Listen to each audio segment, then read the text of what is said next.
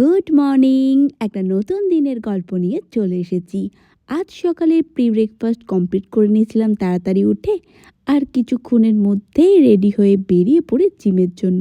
Workout শেষ হতেই বাজারের জন্য রওনা দিই। বাড়ির যা যা বাজার লাগবে সেগুলো নিয়ে কিছুক্ষণের মধ্যে বাড়ি ফ্রেশ হয়ে কাজ নিয়ে বসে পড়ি। আজ কাজে সেরকম কোনো চাপ না থাকলেও টুকটাক যা আছে সেটা করব বলেই বসে পড়েছিলাম।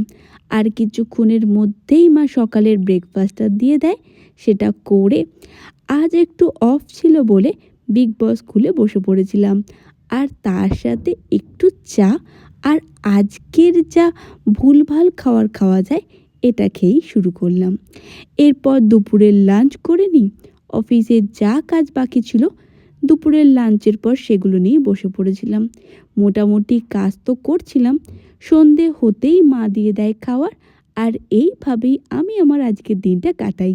আমার এই ধরনের ভিডিও ভালো লাগলে ভিডিওটা লাইক শেয়ার করে আমার নতুন চ্যানেলটি সাবস্ক্রাইব করে পাশে থেকেও ভালোবাসা দিও। Thank you.